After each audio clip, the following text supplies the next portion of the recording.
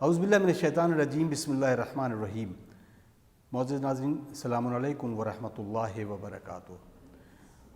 آج اس مجلس برائے ایصال ثواب مغفورہ مرحومہ سیدہ انور فاطمہ رضوی عرف شنو بنت سید محمد رضا صاحب، جو کہ اس لائیو ٹرانسمیشن کے ذریعے خدیجہ ٹی وی پر نشر کی جا رہی ہے۔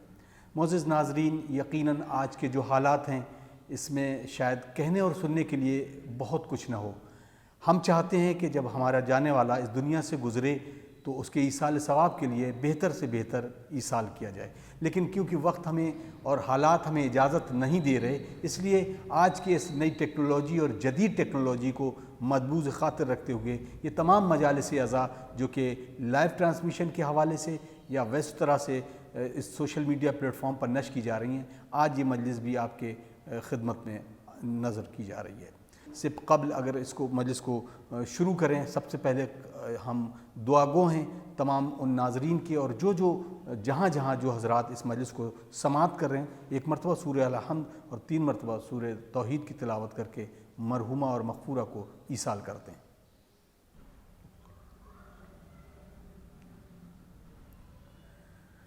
اللہم صلی علی محمد وعلی محمد وعجل فرجہم۔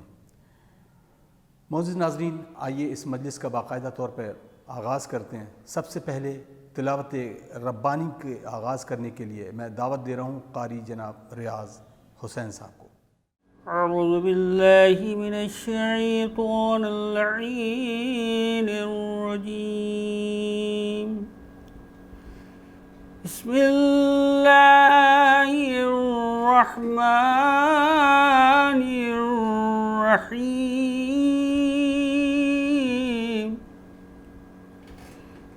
الرحمن علم القرآن خلق الإنسان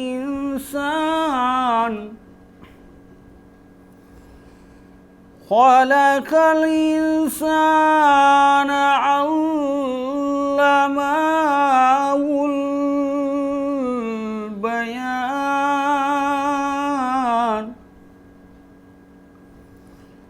الشمس والقمر بحسبان والنجم والشجر يسجدان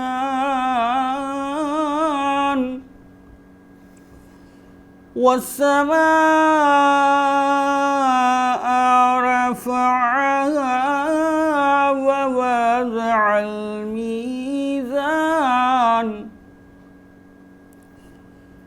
ووضع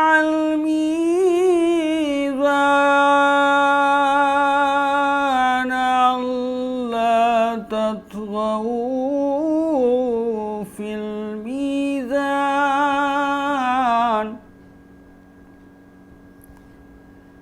وأقيموا الوزن بالقسط ولا تخسروا الميزان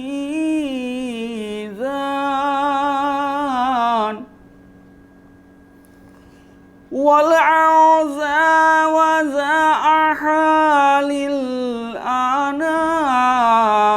فيها فاكهة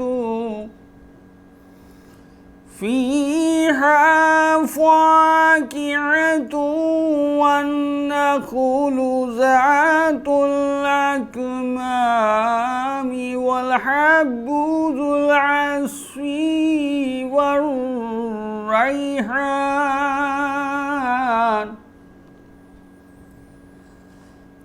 فبأي آلاء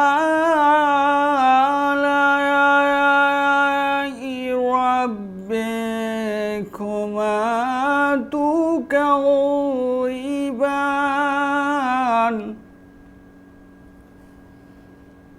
خلق الإنسان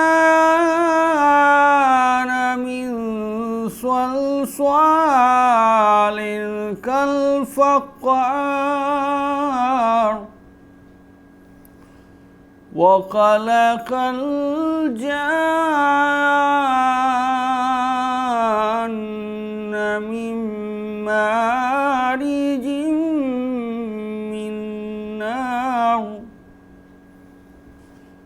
فبأي آلاء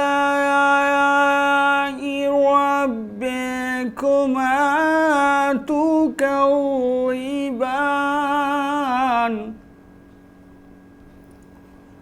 رب المشرقين ورب المغربين فبأي آلاء ربكما تكذبان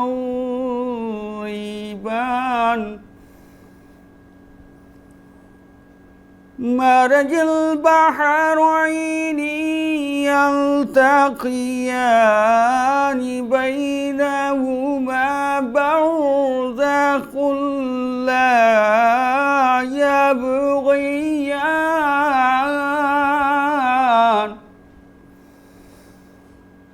فبأي آلاء ربكما تكذبان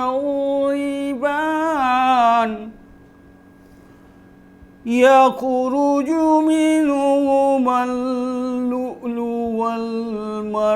والمرجان فبأي آلاء ربكما تكذبان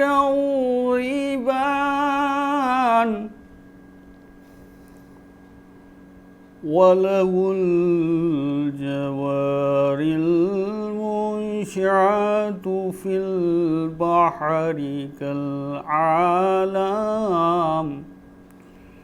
فبأي آلاء ربكما تكذبان صدق الله العلي العظيم وصدق رسوله النبي الكريم سبحان ربك رب العزة عما يصفون والسلام على المرسلين والحمد لله رب العالمين اللهم صل على محمد وآل محمد. جزاک اللہ خیرہ. ہمارا وتیرہ یہ ہے کہ ہم ہر ایک مجلس ہو یا ہماری محافل ہوں، ہم کلام ربانی سے اپنی محفل اور مجلس کا آغاز کرتے ہیں. قاری جناب ریاض حسین صاحب نے ایک بہترین قرأت کے ساتھ اس سورہ کی تلاوت کی اور مرحومہ کو اس کے ایصال ثواب کے لیے پروردگار ان کو ثبت فرمائے. آئیے ناظرین، اب اس مجلس کو آگے بڑھاتے ہیں اور دعوت سخن دے رہے ہیں جناب نجمی لکھنوی صاحب کے کہ وہ آئیں رونق افروز ممبر ہو کر اپنے کلام سے نوازیں. بر محمد و آل محمد صلوات. اللہم صلی علی محمد و آل محمد وعجل فرجہم.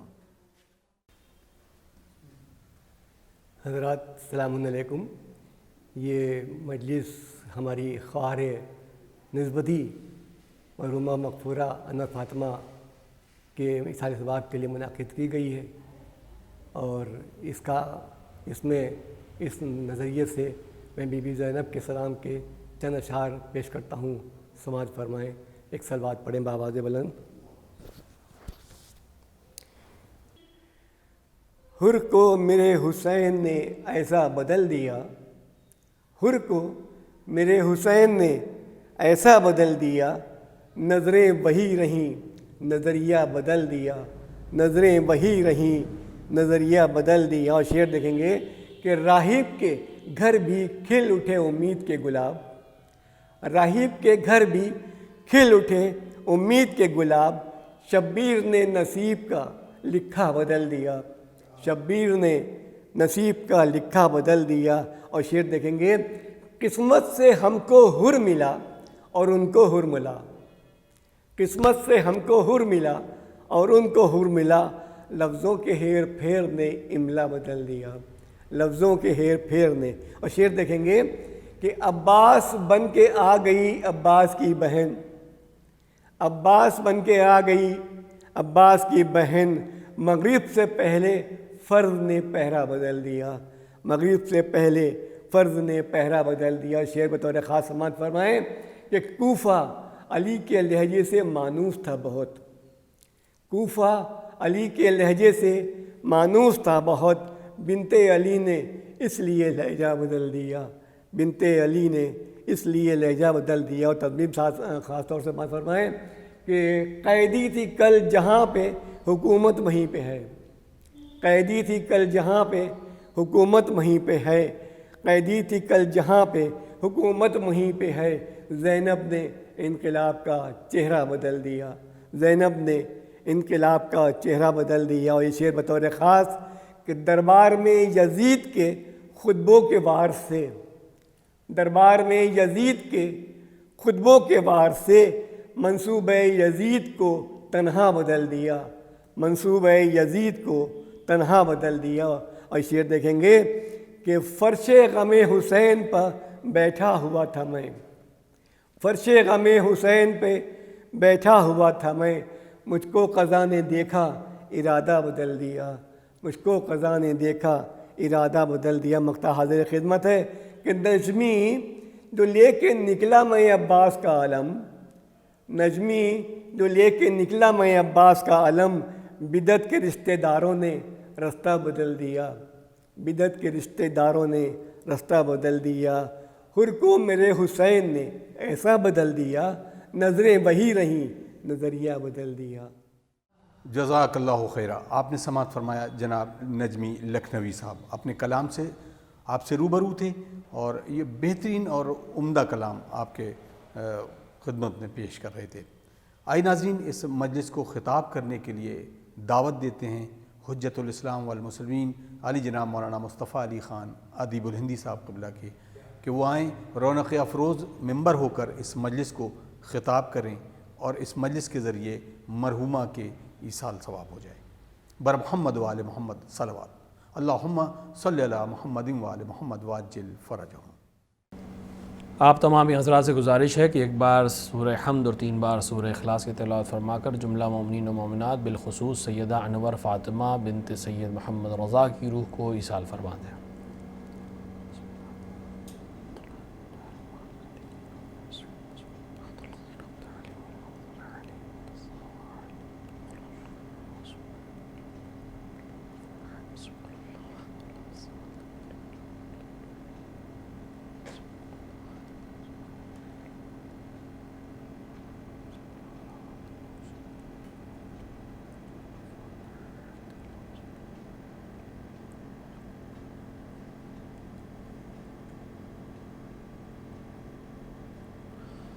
رحم اللہ من قرأ الفاتحہ۔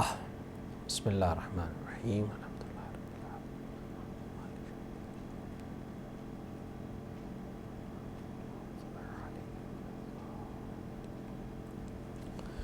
اعوذ باللہ السمیع العلیم من الشیطان اللعین الرجیم۔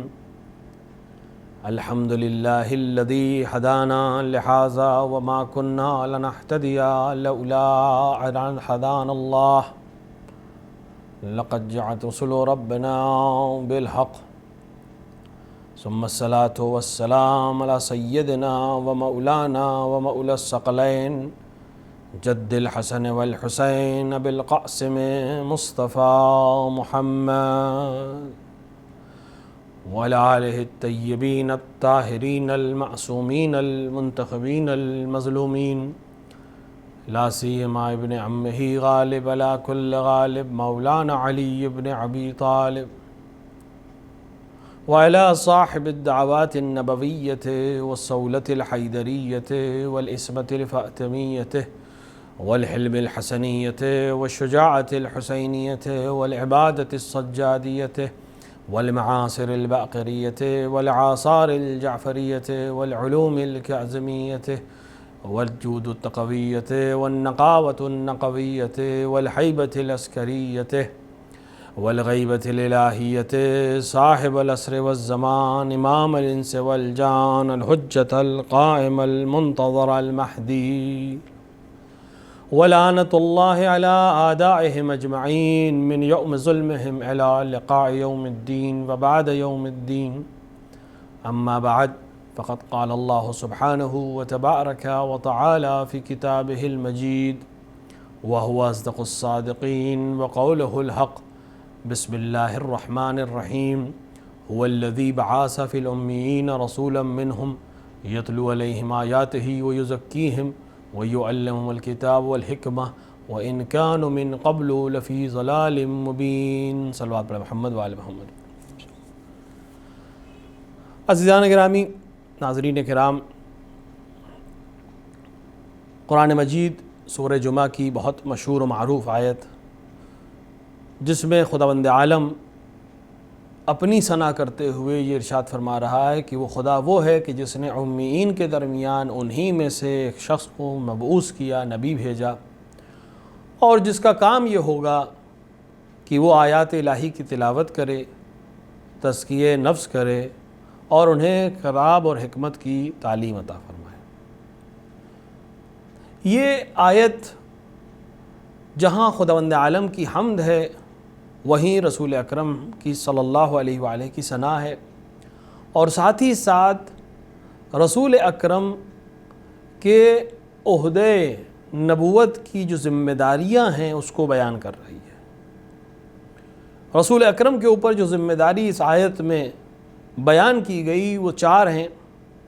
پہلی ذمہ داری یہ ہے کہ آیات الہی کی تلاوت کرے، جس کے نتیجے میں تزکیہ نفس حاصل ہوگا، یعنی تزکیہ نفس کرے لوگوں کا، اور ان کو کتاب اور حکمت کی تعلیم کرے۔ یہ 4 بہت اہم ذمہ داریاں ہیں جو رسول اکرم صلی اللہ علیہ وآلہ کو دی گئیں، اور یہی مقصد بعثت ہے اور یہی ہدف بعثت ہے۔ اور تمام انبیاء الہی جو مبعوث کیے گئے وہ دراصل انسان کو قرآن اور تعلیم اور حکمت اور تزکیے کے لیے اور ان کو مدارج اعلیٰ پر پہنچانے کے لیے مبعوث کیے گئے۔ ہر نبی اپنے زمانے میں کچھ صحیفے لے کر آیا، جو صاحبان صحیفہ تھے ان کے لیے، کچھ رسول کتابیں لے کر آئے، لیکن ان تب میں ایک بات بالکل طے تھی کہ یہ سب خدا کے فرستادہ تھے، اور ان سب کی ایک ذمہ داری جو سب میں مشترک ہے وہ ہے لوگوں کی ہدایت کرنا، اور لوگوں کی ہدایت کے لیے نمونہ عمل بن کر آنا، یعنی صرف زبان سے نہ کہنا بلکہ عمل کرنا۔ اور اسلام کا طور امتیاز بھی یہی ہے کہ اس نے کوئی تھیوری خالی نہیں پیش کی، بلکہ نمونہ عمل بنا کر دنیا کے سامنے پیش کیے کہ جو ہم کہہ رہے ہیں کہ ایسا ہونا چاہیے اور انسان کو ایسا کرنا چاہیے، ایسا کیا جا سکتا ہے۔ کیونکہ بہت ممکن ہے کہ بہت سی باتیں کہی جائیں جو سننے میں، دیکھنے میں، پڑھنے میں بہت اچھی ہوں، لیکن عملی ممکن نہ ہوں۔ لیکن اسلام نے جتنی باتوں کا ذکر کیا جو انسانی کمال تک پہنچانے کے لیے ضروری تھی، ان کے لیے نمونہ عمل بھی دنیا میں قرار دیے، تاکہ کوئی انسان یہ نہ کہہ سکے کہ کتاب میں تو اچھی بات ہے، سننے میں تو بہت اچھا لگتا ہے، پڑھنے میں تو بہت اچھا ہے، بیان میں تو بہت اچھا ہے، لیکن عمل کی منزل میں یہ کام ممکن نہیں ہے۔ لیکن عمل کی منزل میں اگر ایک نمونہ عمل سامنے موجود ہو جس نے وہ کر دکھایا ہو تو بہرحال حجت تمام ہو جاتی ہے، اور انسان جب بارگاہ الہی میں جا کر یہ کہے گا کہ میں نہیں کر سکتا یا نہیں ہو سکتا، تو خداوند عالم ان نمونہ عمل کو ان کے سامنے پیش کر کے کہے گا کہ جب انہوں نے کر لیا تو تم کیوں نہیں کر سکتے تھے۔ اور یہ بات صرف انبیاء کرام تک نہیں، بلکہ انبیاء کرام نے جن لوگوں کی تربیت کی ان میں کچھ خاص ایسے ضرور تھے ہر دور میں جنہوں نے اپنے آپ کو ان کی فرمائشات اور ان کی تعلیمات کے لحاظ سے اس طرح ڈھالا کہ وہ دوسروں کے لیے نمونہ عمل بن گئے۔ پیغمبر اکرم جس ماحول میں مبعوث ہوئے تھے اس میں بہت سی چیزیں ایسی تھیں جو کسی بھی سماج کو زوال کی طرف بلکہ اس کے ذلیل ہونے کی علامت ہے۔ بت پرستی، اصنام پرستی ایک طرف، بیہودہ روایتیں، کچھ اعمال ایسے کہ جس کو واقعاً کوئی انسان قبول نہ کرے، یعنی اگر وہ واقعاً ما ہوا انسان ہو، اگر بے دین بھی ہو لیکن انسان ہو تو اس کو قبول نہ کرے۔ وہ ماحول کہ جہاں بیٹی کو ننگ سمجھا جاتا ہو، وہ ماحول جہاں عورت کو پراپرٹی سمجھا جاتا ہو، وہ ماحول جہاں زوجہ کے پاس کوئی حق نہیں ہے، اس ماحول میں پیغمبر اکرم صلی اللہ علیہ وآلہ آ کر ایک اعلان کرتے ہیں کہ تم میں سے جو بھی عمل صالح انجام دے، چاہے وہ مرد ہو چاہے عورت، خداوند عالم کے نزدیک اس کی جزا محفوظ ہے۔ یہ بات آج کہنا آسان ہے اور سمجھانا بھی آسان ہے، لیکن اگر کوئی انسان عرب کے اس ماحول کے اوپر نظر کرے اور 1400 سال پہلے کے عرب کو سمجھنے کی کوشش کرے اور سمجھ سکے تو اس کی سمجھ میں آئے گا کہ یہ جملہ ان کے لیے کتنا سخت تھا۔ وہ خاتون کو نہ عرض دینے کے حقدار تھے، نہ اس کو عزت دینے کے حقدار تھے، یعنی روادار تھے، اور نہ ہی خاتون کے پاس کوئی حق تھا کہ وہ کسی قسم کی آواز بلند کر سکے۔ ایسے ماحول میں پیغمبر آ کر کہہ رہے ہیں کہ سب برابر ہیں، جو عمل صالح انجام دے گا خدا اس کو جزا دے گا۔ اور میں نے عرض کیا کہ پیغمبر اکرم یا دیگر انبیاء کرام علیہم الصلاۃ والسلام علی نبینا وعلیہم الصلاۃ والسلام نے صرف زبان سے نہیں کہا، کر کے دکھایا، اور کرنے کے ساتھ ساتھ عملی جامہ پہناتے ہوئے کچھ افراد کی تربیت بھی کی۔ یہ پورا سلسلہ انبیاء، یہ پورا سلسلہ نبوت، یہ پورا سلسلہ بعثت، یہ پورا سلسلہ اولیاء الہیہ اپنے کمال تک نہیں پہنچتا اگر پیغمبر اکرم کچھ نمونہ عمل دوسری صنف کے پیش نہ کرتے، کیونکہ بہرحال انسانوں کی تعداد میں ایک حصہ مردوں کا ہے اور ایک حصہ خواتین کا ہے۔ اگر سارے نمونے عمل، جیسے تمام انبیاء مرد ہیں تو تمام انبیاء مرد ہونے کے ساتھ ضروری تھا کہ کچھ نمونے عمل کچھ ایسے ذوات مقدسہ صنف خواتین میں سے ہوں تاکہ خواتین کے لیے نمونے عمل قرار پائیں اور خواتین کے لیے حجت تمام ہو جائے، کیونکہ بہرحال مرد کی ذمہ داریاں الگ ہیں، خاتون کی ذمہ داریاں الگ ہیں، لہٰذا اس کی صنف کی ذمہ داریوں کے لحاظ سے بھی کوئی نمونہ عمل چاہیے تھا جو ان ذمہ داریوں کو کمال تک پہنچا کر تمام خواتین کے لیے نمونہ عمل بنے۔ اب چاہے تاریخ قدیم میں جناب سارہ کا کردار ہو، چاہے جناب حاجرہ کا کردار ہو، چاہے جناب آسیہ کا کردار ہو، چاہے جناب مریم کا کردار ہو، یہ تمام کردار تاریخ میں اس لیے رکھے گئے اور ان کو خداوند عالم نے منتخب فرمایا تاکہ دیگر قومیں اور افراد کے لیے نمونہ عمل بن سکیں، خصوصاً صنف خواتین کے لیے۔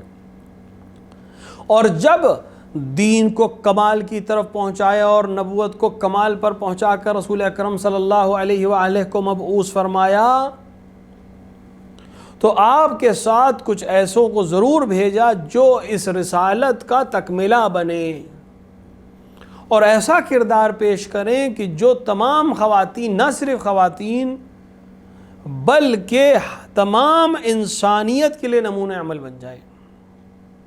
اور اسلام نے خواتین کے لیے عظیم نمونہ عمل پیش کیے، جن میں سب سے پہلا نام جو ذہن میں آئے گا کسی بھی انسان کے وہ جناب خدیجہ الکبریٰ سلام اللہ علیہا کا نام ہے۔ جناب خدیجہ الکبریٰ سلام اللہ علیہا ام المؤمنین، زوجہ پیغمبر، مادر بتول ہونے کے ساتھ ساتھ ایک عظیم کردار کی مالکہ ہیں اور اس عظمت کی حاملہ ہیں، اس مقام پر ہیں کہ آپ کو خدا سلام بھیجتا تھا۔ یہ کمال ہے۔ ایک یا دو روایتیں نہیں، اکثر روایتوں میں اس کی طرف اشارہ ہے کہ جبرائیل نے آ کر پیغمبر اکرم صلی اللہ علیہ وآلہ سے ارشاد فرمایا، یہ کہا کہ خدا جناب خدیجہ پر سلام بھیجتا ہے۔ ایک دفعہ عام انسان سلام بھیجتا ہے، ایک دفعہ نبی اور پیغمبر سلام بھیجتا ہے، اور ایک دفعہ خود خدا سلام بھیجتا ہے۔ دو سب میں اہمیت، سب کی اہمیت الگ ہے، سب کی عظمت الگ ہے، سب کا مقام الگ ہے۔ جناب خدیجہ الکبریٰ اس ماحول میں، عرب کے اس ماحول میں جہاں خاتون کی کوئی اہمیت نہیں ہے، اس ماحول میں عرب کی سب سے عظیم خاتون ہے قبل از اسلام.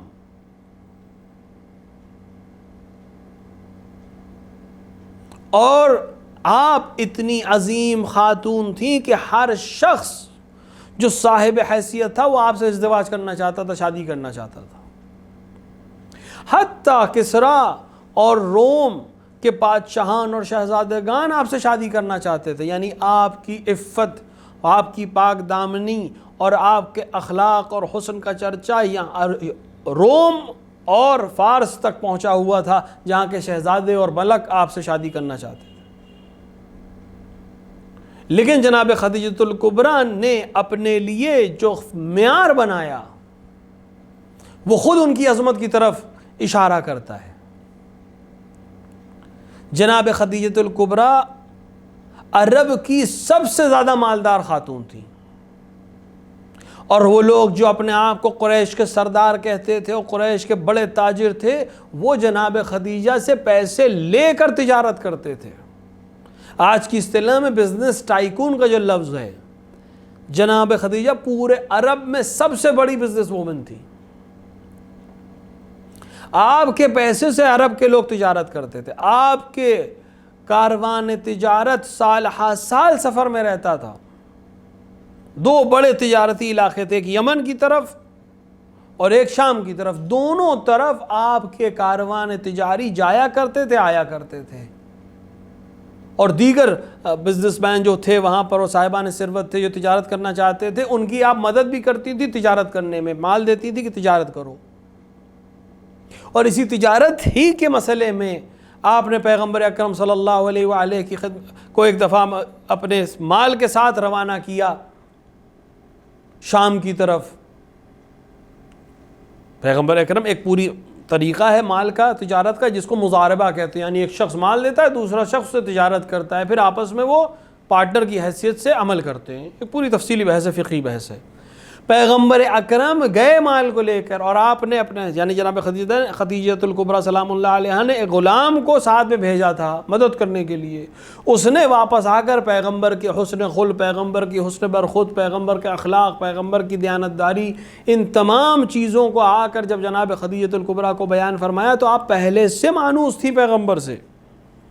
لیکن اس گزارش کے بعد، اس رپورٹ کے بعد اور اس تمام قصوں کو سننے کے بعد یہ محبت بڑھ گئی، اور عرب کے کلچر کے بالکل برخلاف آپ نے خود پیغام بھیجا رسول اکرم صلی اللہ علیہ وآلہ کے پاس. وہ خاتون جس سے عرب کے ساتھ ساتھ کسریٰ اور روم کے شہزادے شادی کرنا چاہتے تھے، اس نے ظاہری طور پر یتیم عبداللہ کا انتخاب کر کے یہ بیان کر دیا کہ کتنی بڑی صاحب کردار خاتون ہے. کیونکہ اگر اس کو مال اور ثروت سے اہمیت ہوتی، مقام اور منصب کی اہمیت ہوتی، تو وہ ان شہزادوں کے پیغام کو قبول کر لیتی، ان سران کے پیغام کو قبول کر لیتی، ان سرداران قریش کے پیغامات کو قبول کر لیتی. لیکن جناب خدیجہ نے اس پیغام کو بھیج کر یہ اعلان کرنے کی کوشش کی اور دنیا کو بتانے کی کوشش کی کہ میرا معیار بالکل الگ ہے. کیونکہ اگر مال معیار ہوتا تو میرے پاس مال پہلے سے ہے، میں کسی مالدار کو کیوں چنوں گی؟ میں اس چیز کو مانگوں گی اور اس چیز کا انتخاب کروں گی جو سب سے ریئر ہو، جو مل نہیں سکتی ہو، جو اس دور میں نایاب ہو. اور وہ کردار ہے جو پیغمبر کے پاس تھا، وہ صداقت ہے جو پیغمبر کے پاس تھی، وہ دیانتداری ہے جو پیغمبر کے پاس تھی، وہ امانت داری ہے جو پیغمبر کے پاس تھی. لہٰذا آپ نے پیغام بھیجا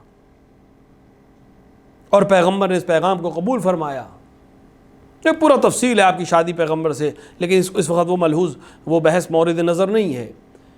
پہلی رات زفاف، ایک خاتون اپنے شوہر سے توقعات رکھتی ہے. اس شب میں جناب خدیجۃ الکبریٰ سلام اللہ علیہا نے پیغمبر اکرم سے فرمایا کہ میں آپ کی کنیز ہوں اور میرا سب کچھ آپ کا ہے.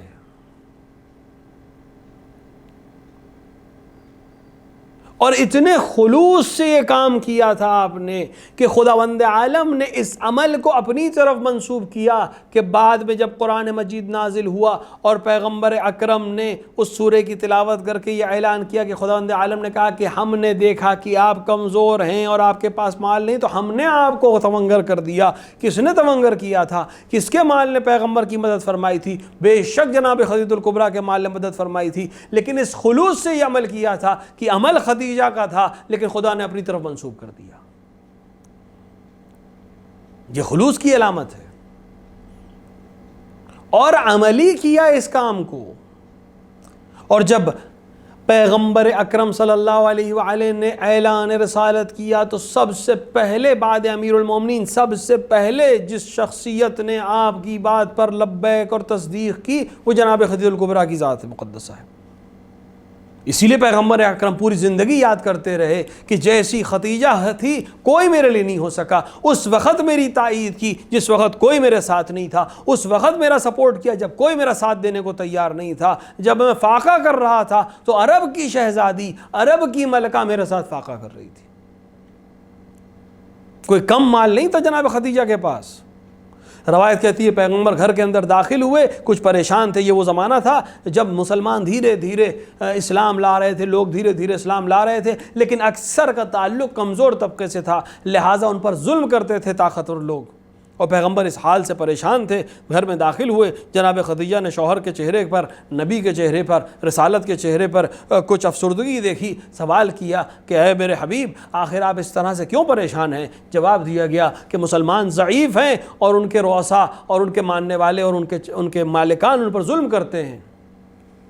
کاش میرے پاس مال ہوتا کہ میں ان سب کو آزاد کر لیتا اور ان کی مدد کر سکتا۔ جناب خدیجہ نے اپنے غلاموں کو آواز دی اور مال لانے کو کہا۔ روایت کہتی ہے کہ سونا اتنا زیادہ پیغمبر کے قدموں میں ڈالا گیا کہ دونوں کے درمیان سونے کی ایک دیوار کھڑی ہو گئی۔ یہ آسان چیز نہیں ہے اتنا مال۔ یہ سارا مال پیغمبر نے مسلمانوں پہ خرچ کیا تاکہ مسلمان وہ غلام جو جن کے آقا ان پہ ظلم کر رہے تھے اسلام لانے کے سبب، ان کو خریدا جا سکے اور آزاد کرایا جا سکے، لوگوں کی مدد کی جا سکے کہ وہ حبشہ چلے جائیں، لوگوں کی مدد کی جا سکے وہ ہجرت کر جائیں، کسی نہ کسی طرح یہ مال مسلمانوں تک، مستضعفین تک پہنچے تاکہ وہ اس حالت سے باہر آ سکے۔ اس طرح کا مال رکھنے والی خاتون، اتنی مال و دولت کی مالکن خاتون اس حال میں ہے کہ جب شیب ابو طالب میں گئی ہیں تو کھانے کو نہیں ہے لیکن پیغمبر اکرم کا ساتھ دے رہی ہیں۔ پورا عرب آپ کو بائیکاٹ کر رہا ہے، قریش کی تمام خواتین آپ کو بائیکاٹ کر چکی ہیں، لیکن جناب خدیجہ نے پیغمبر کا ساتھ نہیں چھوڑا۔ کوئی مقابلہ نہیں کر سکتا جناب خدیجہ الکبریٰ سلام اللہ علیہا کا۔ خاتون زوجہ کی حیثیت سے کس کمال تک پہنچ سکتی ہے جناب خدیجہ الکبریٰ، اس کا عظیم نمونہ عمل ہے۔ اور ساتھ ہی ساتھ ایک بہت اہم چیز، پیغمبر اکرم نے جناب خدیجہ الکبریٰ سلام اللہ علیہا سے جب عقد کیا ہے اور ازدواج کیا ہے تو یہ اعلان رسالت سے 15 سال پہلے کی بات ہے، اور اس وقت جناب خدیجہ الکبریٰ بزنس وومن تھی۔ پیغمبر سے شادی کے بعد بھی وہ اپنا کام کرتی رہیں، اور اعلان رسالت کے بعد بھی وہ اپنا کام کرتی رہیں۔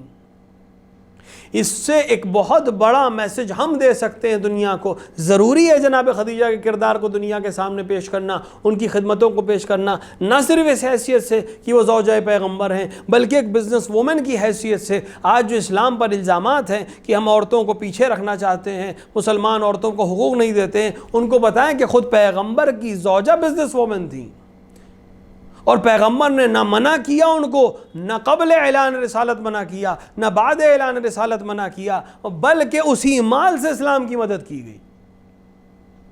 تو اسلام اس چیز کو پسند نہیں کرتا۔ ہاں اسلام نے معیار بنایا ہے، عفت کا معیار بنایا ہے، حجاب کا معیار بنایا ہے، لیکن اس معیار کا یہ مطلب نہیں ہے کہ خاتون دروازے کے اندر قید کر دی جائے اور چار دیواری میں قید کر دی جائے، نہیں، اس کو آزادی دی گئی ہے۔ وہ تمام عفتوں اور اپنی اہمیتوں کو خیال رکھتے ہوئے، حدود کو اپنے حدود کو خیال رکھتے ہوئے تمام کاموں کو انجام دے سکتی ہے۔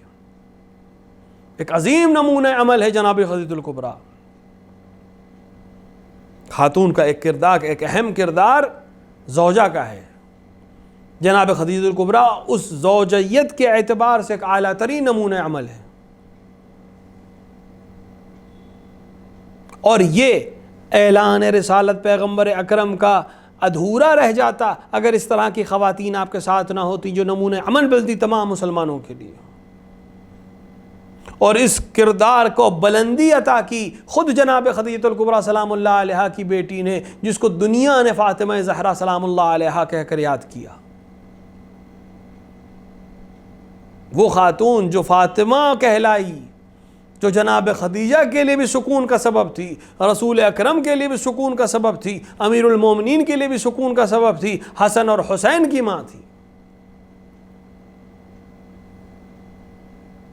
جناب زہرا سلام اللہ علیہا وہ نمونہ عمل ہے تاریخ کا کہ اگر بیٹی کی حیثیت سے دیکھا جائے تب بھی کمال پر ہے، زوجہ کی حیثیت سے دیکھا جائے تب بھی کمال پر ہے۔ بیٹی کی حیثیت سے جب آپ دیکھیں گے تو رسول اکرم فرمائیں گے فاطمہ تو بضعۃ منی، فاطمہ میرا ٹکڑا ہے، میرا ٹکڑا ہے۔ رسول کے جسم کا ٹکڑا خالی نہیں ہے، رسول کی روح کا بھی ٹکڑا ہے، رسول کی رسالت کا بھی ٹکڑا ہے، رسول کی نبوت کا بھی ٹکڑا ہے، رسول کے کار رسالت کی شریکہ کا نام جناب زہرا سلام اللہ علیہا ہے۔ یہی وجہ ہے کہ جب بھی جناب زہرا مسجد النبی میں تشریف لاتی تھیں، روایت کی ہے، اہل سنت علماء نے بھی روایت کی ہے، جب بھی، ایک مرتبہ نہیں، دو مرتبہ نہیں، جب بھی آپ مسجد میں تشریف لائیں رسول اکرم آگے بڑھ کر استقبال کرتے تھے، اور بات یہیں پر تمام نہیں ہوتی، اپنی جگہ پر بیٹھاتے تھے۔ اپنی جگہ پر بٹھانا خود اس بات کی علامت ہے کہ جناب زہرا اس مقام پر ہیں جہاں پر رسالت کا مقام ہے، بیٹی کی حیثیت سے اس کمال پر ہیں کہ شریک کار رسالت ہیں، اس کمال سے محبت کی ہے، اس کمال سے خدمت کی ہے کہ خود رسول اکرم نے فرمایا ہی ام ابیہا، یہ اپنے باپ کی بھی ماں ہے، یعنی جس طرح ماں کفالت کرتی ہے، جس طرح ماں خیال رکھتی ہے، اس بیٹی نے اپنے باپ کا خیال رکھا ہے۔ سخت ترین دور ہے پیغمبر پر، کبھی پتھر مارے جا رہے ہیں، کبھی حملہ کیا جا رہا ہے، اور پیغمبر جب تھک کر آتے ہیں تو بیٹی آگے بڑھ کر پسینہ پوچھتی ہے، خون کو صاف کرتی ہے، دلاسا دیتی ہے۔ اگر خدیجہ موجود نہیں ہے تو ان کی نشانی موجود ہے جو پیغمبر کا ساتھ دے گی۔ اور اگر زوجہ کی حیثیت سے دیکھا جائے تو اس کمال پر ہے کہ جب بعد عروسی پیغمبر اکرم صلی اللہ علیہ وآلہ نے امیر المومنین سے پوچھا کہ تم نے فاطمہ کو کیسا پایا، تو امیر المومنین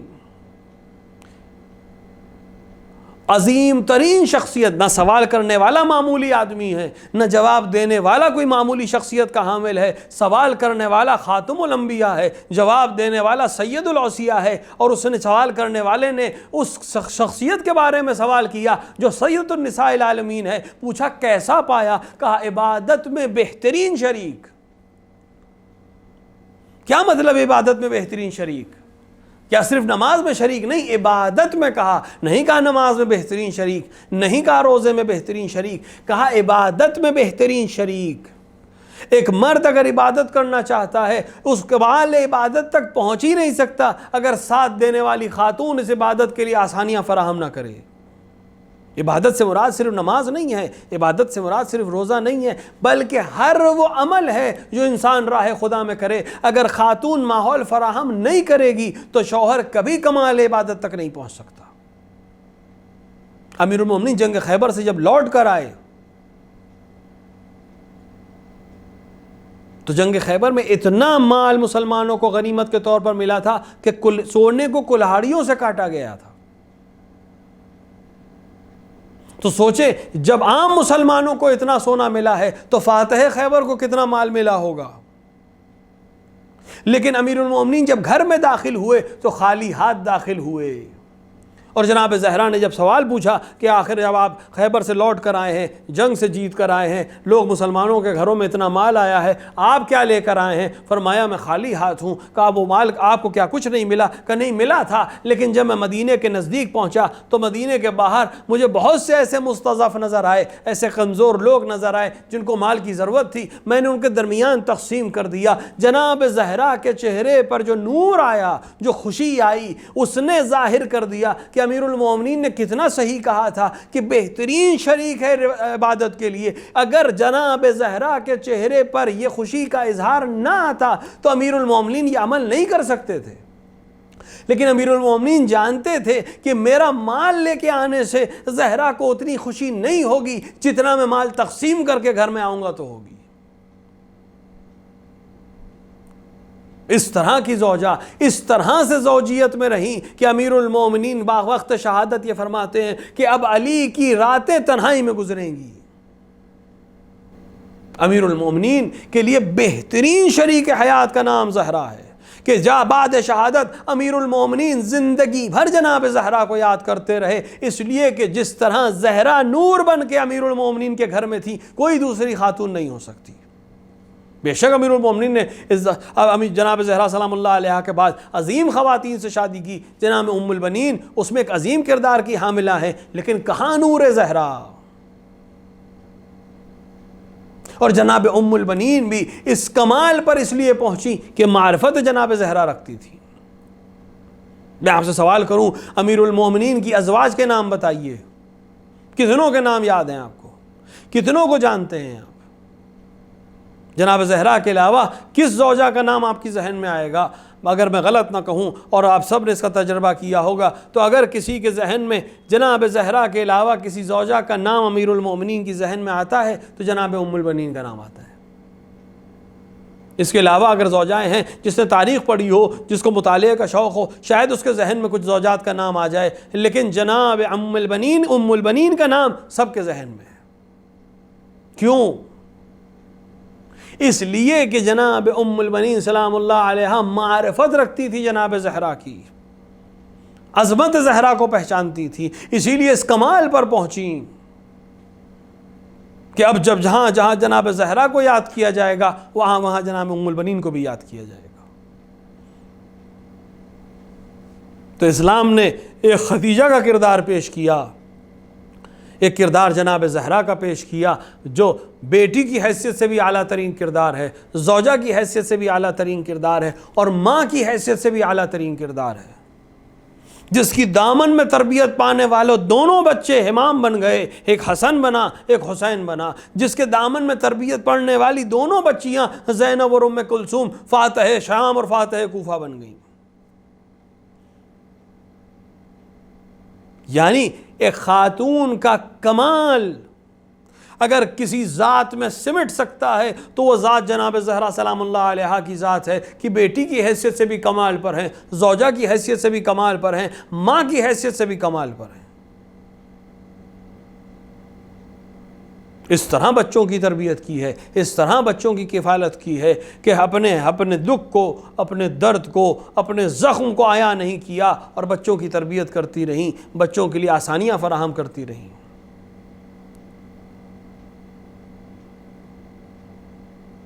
ایک خاتون کی زندگی میں ایک اور کردار ہے جو ادھورا رہ جاتا اگر ایک ذات آگے بڑھ کر ساتھ نہ دیتی. ایک خاتون کبھی بیٹی ہے، کبھی زوجہ ہے، کبھی ماں ہے. ان تین مرحلوں کے علاوہ ایک اور مرحلہ بھی ہے اور وہ بہن کا مرحلہ ہے. یہ ایک ایسا مرحلہ تھا کہ جہاں پر جناب زہرا سلام اللہ علیہ کی تاریخ کو بند کر دیا جاتا ہے کیونکہ کوئی بھائی نہیں ہے، کوئی بہن نہیں ہے، لیکن کمال کے لیے اپنی ثانیہ کو چھوڑ کر جا رہی ہیں، اپنی بیٹی زینب کو چھوڑ کر جا رہی ہیں، جو اس مہم کو، اس کمال کے سفر کو کمال تک پہنچائیں گی، اور بہن کے کردار کو تاریخ کے سامنے اس طرح رکھیں گی کہ اب جب بھی بھائی اور بہن کا تذکرہ ہوگا، جب بھی بہن کا تذکرہ ہوگا، زینب کا کردار سب سے پہلے ذہن کے سامنے آئے گا کہ اگر حسین کمال تک پہنچنا چاہتے ہیں تو یہ زینب ہیں جو حسین کے مشن کو کامیابی تک پہنچا رہی ہیں۔ اور آج دنیا میں جو ذکر حسین باقی ہے، آج دنیا میں جو لوگ حسین حسین کی صدائیں بلند کر رہے ہیں، آج دنیا میں جو حسین کے مشن کو لوگ زندہ کیے ہیں، یہ صرف اور صرف جناب زینب سلام اللہ علیہا کی جہاد کا نتیجہ ہے، جناب زینب کی عظمتوں کا نتیجہ ہے، جناب زینب کی ان تقریروں اور خطبات کا نتیجہ ہے جو آپ نے کوفے اور شام میں ادا کیے، کہ آج دنیا حسین ابن علی کو پہچانتی ہے، حسین کے کردار کو جانتی ہے، واقعہ کربلا کی عظمتوں کو اور مظلومیتوں کو جانتی ہے۔ جناب زینب نے زوجہ کی حیثیت سے بھی کمال حاصل کیا، بیٹی کی حیثیت سے بھی کمال حاصل کیا، ماں کی حیثیت سے بھی کمال حاصل کیا، اور بہن کے کردار کو بھی اس کمال تک پہنچایا کہ اب یہ پورا ذائچہ، یہ پورا نقشہ پورا ہو گیا۔ اب اگر خاتون کو کسی بھی کردار کو دیکھنا ہو تو اسلام نے تمام نمونوں کو پیش کر دیا ہے۔ زوجہ کا کردار بھی کمال تک پہنچ گیا ہے، بیٹی کا کردار بھی کمال تک پہنچ گیا ہے، ماں کا کردار بھی کمال تک پہنچ گیا ہے، اور بہن کا کردار بھی کمال تک پہنچ گیا ہے۔ اب ہر انسان کی ذمہ داری ہے کہ اپنے زندگی کے مرحلے کو دیکھے، اپنے مرحلے کے لیے کردار کو تلاش کرے اور اپنی زندگی کو اس کے کردار میں ڈھالتا چلا جائے۔ دنیا بھی کمال کی ہو جائے گی، آخرت میں بھی کمال حاصل ہو جائے گا۔ ایک مرحومہ کے اصال ثواب کی مجلس، جیسا کہ مجھے بتایا گیا کہ علم حاصل کیا اور علم کو کمال کے ساتھ حاصل کیا، اور علم حاصل کر کے دنیا تک پہنچایا۔ یہی تو کار انبیاء ہے، یہی تو وہ عمل ہے جس کو پیغمبر سب سے زیادہ پسند کرتے تھے۔ روایت کہتی ہے پیغمبر مسجد میں داخل ہوئے، ایک صنف تھی، ایک گروہ تھا جو نماز پڑھ رہا تھا، دوسرا گروہ تھا جو کچھ لوگوں کو تعلیم و تربیت دے رہا تھا۔ دونوں نے اپنی طرف دعوت دی کہ پیغمبر آپ ہمارے ساتھ شریک ہو جائیں۔ پیغمبر نے عبادت کرنے والوں سے کہا کہ ہاں مجھے عبادت بہت پسند ہے، لیکن میں دنیا میں مبعوث ہوا ہوں تاکہ لوگوں کو علم اور حکمت کی تعلیم دے سکوں، لہٰذا اس گروہ کے ساتھ ملحق ہو گئے جو تعلیم و تربیت میں مشغول تھا۔ وہ بہترین عمل جو ایک انسان کر سکتا ہے وہ یا علم حاصل کرنا ہے یا علم بانٹنا ہے۔ امام جعفر صادق علیہ السلام نے ارشاد فرمایا کہ میں پسند نہیں کرتا جوان شیعہ کو دو حال سے خارج دیکھوں، یا علم حاصل کر رہا ہو یا علم بانٹ رہا ہو، یا عالم ہو یا طالب علم ہو۔ اور یہ فریضہ صرف مرد کے لیے نہیں ہے، یہ فریضہ صرف مردوں کے لیے نہیں ہے۔ ہر وہ شخص جو اپنے آپ کو مسلمان کہتا ہے، ہر وہ شخص جو اپنے آپ کو شیعہ امیر المومنین کہتا ہے، اس کے لیے رسول کا حکم بھی موجود ہے، امام جعفر صادق کا حکم بھی موجود ہے۔ رسول کہہ رہے ہیں علم حاصل کرنا تمام مسلمان مرد اور عورت پر فریضہ ہے۔ امام جعفر صادق کہہ رہے ہیں میں شیعوں کو اس حال میں نہیں دیکھنا چاہتا مگر یہ کہ دو حالوں سے خارج نہ ہو، یا علم حاصل کر چکا ہو یا علم حاصل کر رہا ہو۔ مرحومہ کے لیے بتایا گیا کہ علم حاصل کیا، بچوں کی بہترین تربیت کی، شوہر کے جانے کے بعد بھی ایک عرصہ دراز تک اب سختی کے عالم میں اپنے بچوں کی تربیت کی اور ان کو اعلیٰ مقامات تک پہنچانے میں مدد فرمائی، اور ساتھ ہی ساتھ دوسروں کی تعلیم کی خدمت کرتی رہیں، دوسروں کو چھپ کو مدد کرتی رہیں۔ یہی تو شیوہ انبیاء ہے، یہی تو شیوہ اولیاء ہے۔ مدد کرو اس طرح سے کہ کسی کی خبر نہ ہو، مدد کرو اس طرح سے کہ اس کو احساس جرم نہ ہو، احساس نہ ہو کہ مجھے کم کر دیا گیا ہے۔ اور یہی عمل ہے جو ان کے لیے بھی باقی رہے گا، دنیا میں بھی باقی رہے گا، آخرت میں بھی باقی رہے گا۔ یہی وہ چیز ہے جو وہ امام کے سامنے پیش کر سکتی ہیں کہ میں نے آپ کی روش کو اختیار کیا، میں نے علم بھی حاصل کیا، علم بانٹنے کی کوشش بھی کی، لوگوں کی مدد بھی کی جس حد تک امکان میں ہو سکا۔ یہی وہ چیز ہے جو باقی رہے گی۔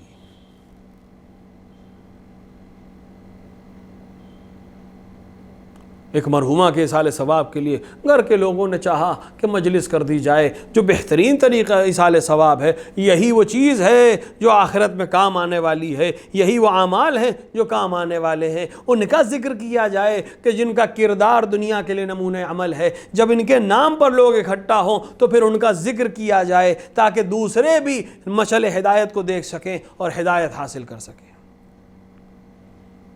علم حاصل کرنا کمال ہے اور علم کو دوسروں تک پہنچانا اس سے بڑا کمال ہے.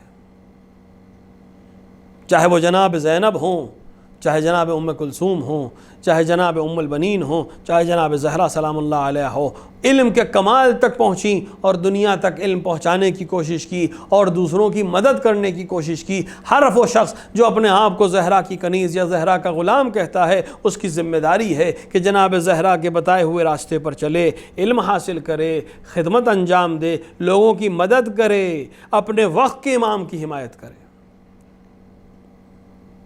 آج ہمارا امام غیبت میں ہے, کیا ہماری ذمہ داری نہیں ہے کہ ہم اس کی مدد کریں؟ بے شک ہماری ذمہ داری ہے. کیسے مدد کی جا سکتی ہے؟ کچھ طریقہ یہ ہے کہ ہم امام کے شیعوں کی مدد کریں. مدد کا طریقے بہت سے ہوتے ہیں. مدد کبھی مال سے ہوتی ہے, مدد کبھی تربیت سے ہوتی ہے, مدد کبھی علم دینے سے ہوتی ہے, مدد کبھی ایک انسان کو صلاح اور مشورہ دینے سے ہوتی ہے. جس طرح بھی اس غیبت کے دور میں امام کے یتیموں کو, امام کے چاہنے والوں کو, امام کے شیعوں کی مدد کی جا سکتی ہو, جو کرے وہ نصرت کر رہا ہے وقت کے امام کی. جس طرح جناب زہرا نے وقت کے امام کی نصرت کی تھی, جس طرح جناب خدیجہ نے وقت کے نبی اور پیغمبر کی نصرت کی تھی, جس طرح جناب زینب نے وقت کے امام کی نصرت کی تھی. جناب خدیجہ نے اپنے پیغمبر کی نصرت کی اس طرح سے کہ وہ مالدار ترین خاتون فاقہ کش ہو گئی, اور اس طرح سے مدد کی کہ آخر شیب ابی طالب کی سختیوں نے آپ کے جسم کو اتنا کمزور کر دیا کہ وہاں سے آنے کے چند مہینے بعد آپ اس دنیا سے چلی گئیں, اور پیغمبر پوری عمر آپ کو یاد کرتے رہے. اس طرح سے مدد کی اپنے وقت کے امام اور رسول کی. جناب زینب سلام اللہ علیہ کی والدہ جناب فاطمہ زہرا سلام اللہ علیہ نے اپنے وقت کے امام کی مدد کی کہ جب لوگوں نے حق غصب کر لیا تو آپ تھیں جنہوں نے آ کر امیر المومنین کی سپر بنی. امیر المومنین پر حملہ نہ ہو لہٰذا اپنے آپ کو سامنے کر دیا, لہٰذا دروازے پر آ گئیں, اور دشمنوں نے اسی لیے جناب زہرا پر حملہ کیا تھا کہ یہ جناب زہرا کی ذات ہے جو علی کی حفاظت کر رہی ہے.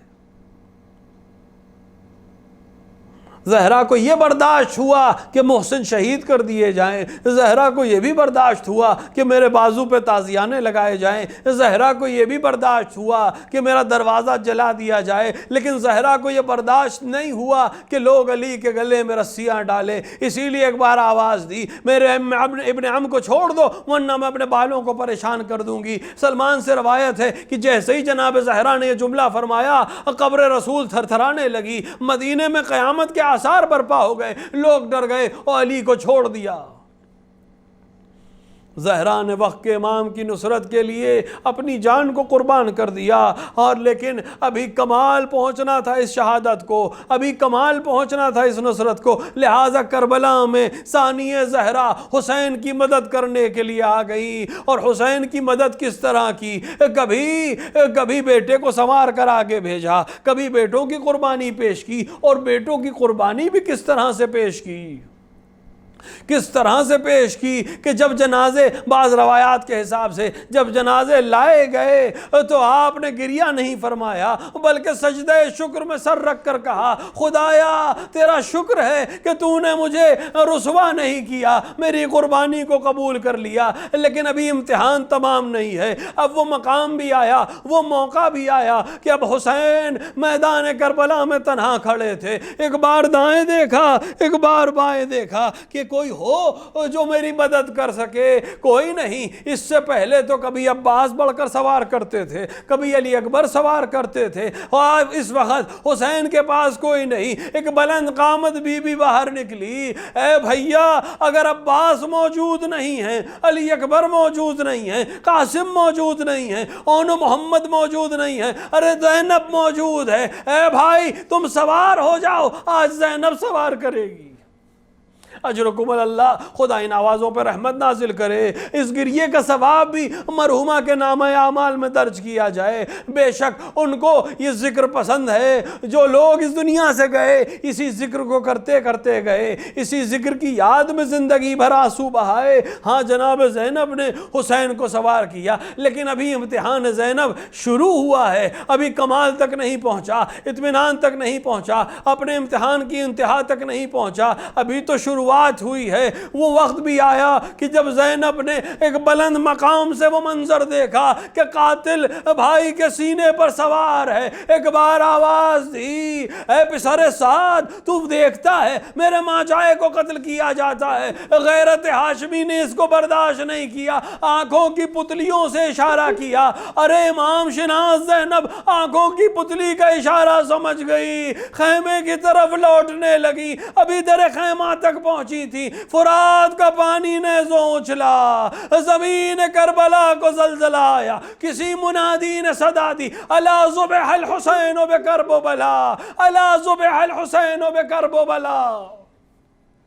اجرکم اللہ، ہمیں مجلس تمام کر دے لا، لیکن جہاں خواتین کے لیے ذکر زینب ہے وہیں ایک اور مرحلہ بھی ہے۔ کربلا میں زینب پر مصائب کی انتہا بھی نہیں ہوئی ہے، ابھی زینب کے کان میں ایک آواز جانا باقی ہے۔ کسی نے آواز دی، گھوڑ سواروں ابھی گھوڑے سے اترنے کی ضرورت نہیں ہے، ہم نواز رسول کی لاش کو پامال کریں گے۔ ارے زینب کا دل بیٹھ گیا، ایک بار فضا کی طرف رخ کیا، کیا یہ معلوم بھی ہو جائے گا؟ بعض روایات کہتی ہیں جنگل سے ایک شیر نکلا، اس نے اپنے جسم کو حسین پر فدیہ کر دیا تاکہ حسین کی لاش کو پامال نہ کیا جا سکے۔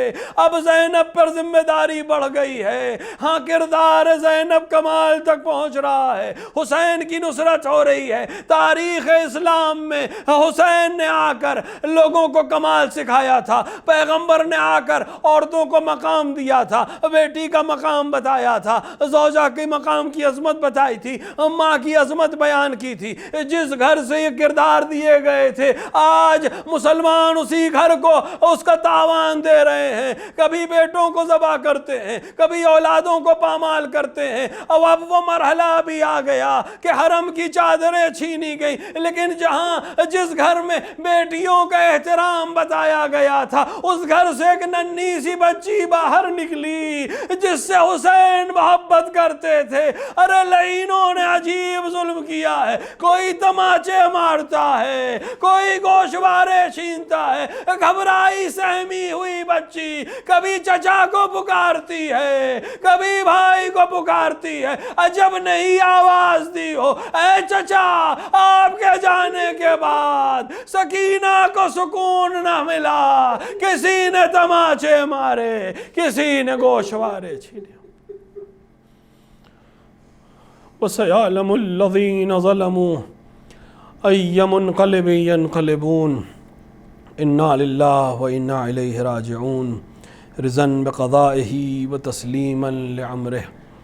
خدایا ہمارے اس مختصر عمل کو قبول فرما، ہمارے درمیان جو حاجت مند ہیں ان کی حاجتوں کو پورا فرما، جو بیمار انہیں شفا کاملہ و عاجلہ عطا فرما۔ خدا دنیا میں جہاں جہاں بھی شان حیدر کر رہا ہے ان کی جان و مال و عزت و آبرو کی حفاظت فرما، علماء اعلام مراجع کرام کا سایہ ہمارے سروں پر محفوظ رکھ۔ خدایا بحق حسین ابن علی، بحق زہرا سلام اللہ علیہا، یہ بلا جو دنیا میں آئی ہوئی ہے اس کو نیست و نابود فرما اور مومنین کی حفاظت فرما۔ خدایا اس مجلس کا ثواب مرحومہ کے نام اعمال میں صد فرما، ان کے پسماندگان کے لیے صبر جزیل اور صبر جمیل عطا فرما، ان کو جوار معصومین میں جگہ عطا فرما۔ خدایا تو جواسطہ محمد و آل محمد کی عظمتوں کا منتقم خون کربلا کے ظہور میں تعجیل فرما، اندر ظہور اپنے امام کو پہچاننے ان کی نصرت کرنے کی توفیق عطا فرما۔ ربنا تقبل منا انک انت السمیع الدعاء۔ آپ حضرات ایک بار سورہ حمد اور 3 بار سورہ اخلاص کی تلاوت فرما کر جملہ مومنین و مومنات بالخصوص مرحومہ سید انور فاطمہ بنت سید محمد رضا کی روح کو ایصال فرما دیں۔ غموں کی بھیڑ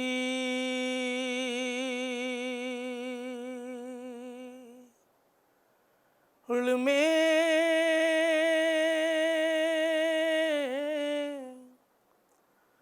تنہا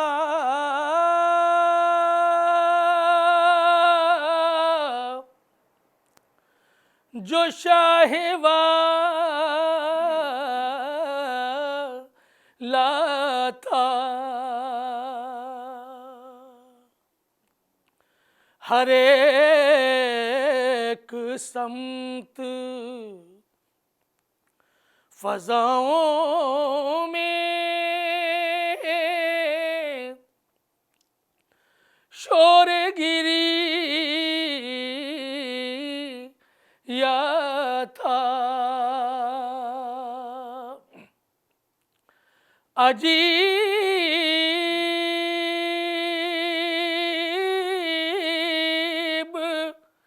درد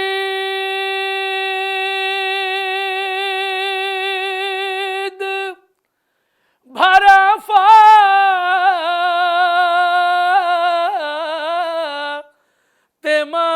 کا نوحہ تھا، میرے حسین تجھے ماں کہاں کہاں روئے، میرے حسین تجھے ماں کہاں کہاں روئے، ہائے میرے حسین تجھے ماں کہاں کہاں روئے، ہائے جہاں میں صبر و تحمل کے پالنے والے، ہر ایک شہید کو بڑھ کر سنبھالنے والے، ہر ایک شہید کو بڑھ کر سنبھالنے والے، پسر کے سینے سے برچھی نکالنے والے، میرے حسین تجھے ماں کہاں کہاں روئے، میرے حسین تجھے ماں کہاں کہاں روئے، ہائے جو دوپہر میں لٹا ہے وہی چمن تو ہے، سلگتی ریت ہے مقتل کی گلبدر تو ہے، اور اس پائے قیامت کے بے کفن تو ہے، میرے حسین تجھے ماں کہاں کہاں روئے، میرے حسین تجھے ماں کہاں کہاں روئے، ہائے لہو میں غرق تمنا کے سرخ منظر پر، غم فراق سکینہ کہ ننھے اصغر پر قریب میت غازی کے لاش اکبر پر میرے حسین تجھے ماں کہاں کہاں روئے میرے حسین تجھے ماں کہاں کہاں روئے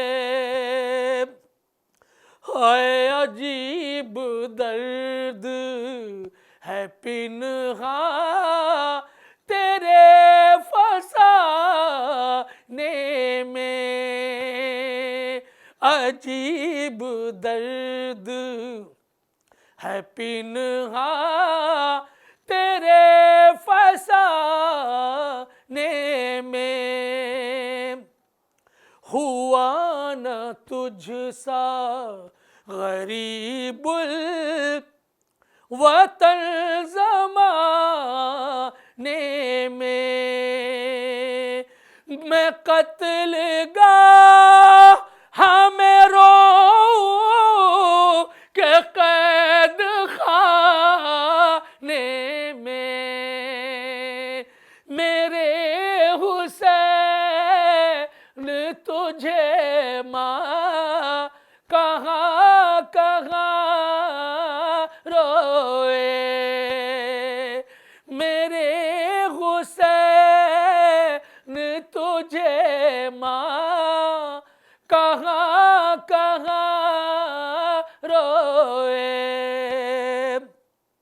ہائے کلیجہ پاش ہوا ہے تیری مصیبت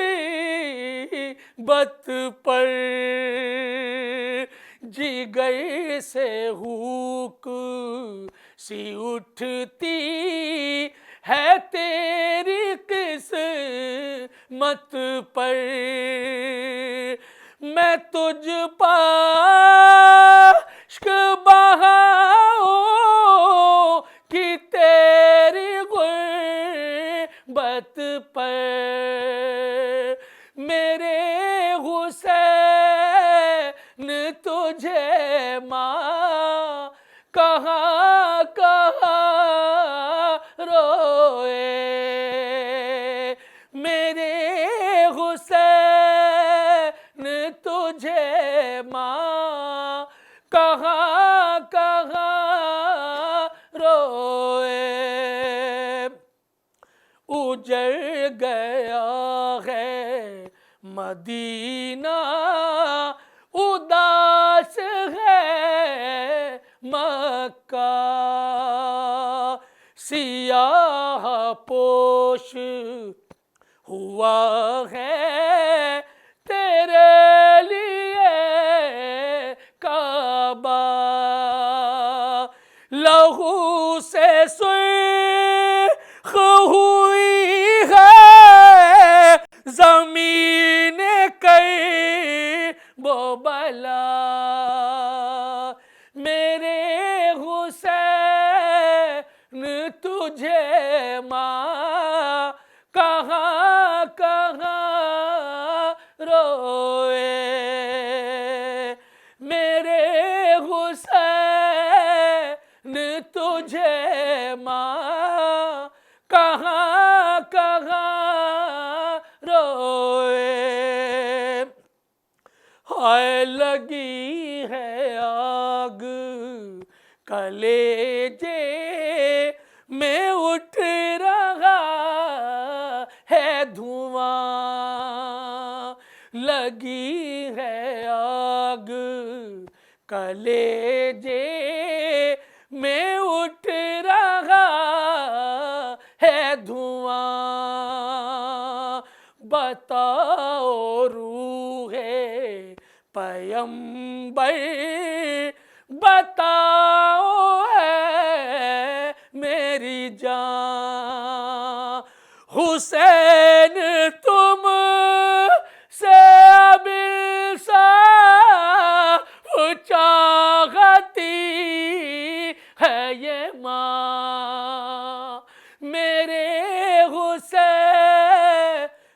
تجھے ماں کہاں کہاں روئے میرے حسین تجھے ماں کہاں کہاں روئے ہائے میرے حسین تجھے ماں کہاں کہاں رو